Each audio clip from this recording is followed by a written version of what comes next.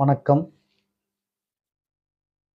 முதல்வர் விஜய் அவர்களுக்கு இந்த அதிகாரிகள் செய்யக்கூடிய விஷயங்கள் தெரிகிறதா தெரியவில்லையா அப்படின்றதுதான் இன்னைக்கு இருக்கக்கூடிய மக்களின் கேள்விகள், சமூக ஆர்வலர்களின் கேள்விகள். நமக்கும் அந்த கேள்வி இருக்கிறது. ஏன் அப்படின்னு சொல்லி பார்த்தீங்கன்னா, முதல்வர் அவர்கள் பிறப்பிக்கக்கூடிய ஆணையை அதிகாரிகள் கிடப்பில் போடுகிறார்கள், மெத்தனத்தோடு இருக்கிறார்கள். அவர்கள் போடும் ஆணை சிலது அவர்களுக்கு திரும்ப பாதிப்பை ஏற்படுத்தக்கூடிய வேலையையும் இவர்கள் செய்கிறார்கள்.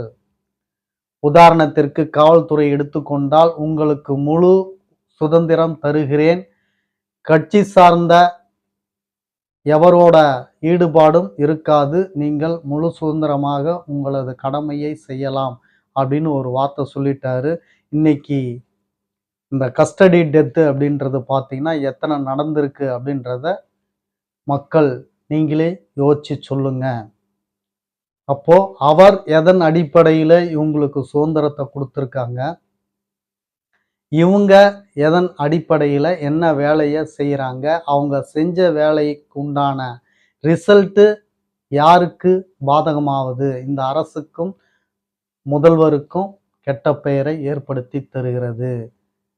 ஏன் இப்படிலாம் இவங்க நடந்துக்கணும் அப்படின்னு சொல்லி கேட்டிங்கன்னா, நீங்கள் பியூர் கவர்மெண்ட்டு தரேன் அப்படின்னு சொல்லியிருக்கீங்கல்ல, அதனுடைய வெளிப்பாடு தான். இத்தனை வருஷமாக லஞ்ச லாவண்யத்தில் ஊறி திளைத்து திக்குமுக்காடிக்கிட்டு இருந்த இவங்களெல்லாம் நீங்கள் இந்த ஆட்சி வந்த பிறகு பியூராக ஒயிட்டாக மாற்றுறேன் அப்படின்னு சொன்னீங்கன்னா, லஞ்சம் யாரும் வாங்கக்கூடாது அப்படின்னு சொன்னீங்கன்னா, அதிகாரிங்க இப்படி தான் பண்ணுவாங்க. இவங்க இருக்கிற வரைக்கும் நம்ம லஞ்சம் வாங்க முடியாது. அப்போ முடிந்த அளவுக்கு இந்த அரசுக்கு, ஆட்சிக்கு குடைச்சலையோ, கெட்ட பெயரையோ, கெடுதலையோ செய்தோம்னா இந்த அரசு டிஸ்மிஸ் ஆகிடும்.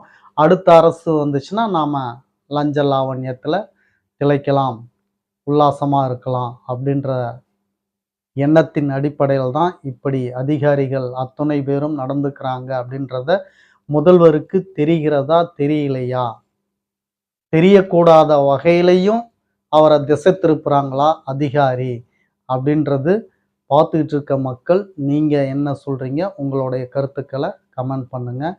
மீண்டும் அடுத்த பதிவில் பார்க்கலாம். நன்றி, வணக்கம். நான் அருள்ராம்.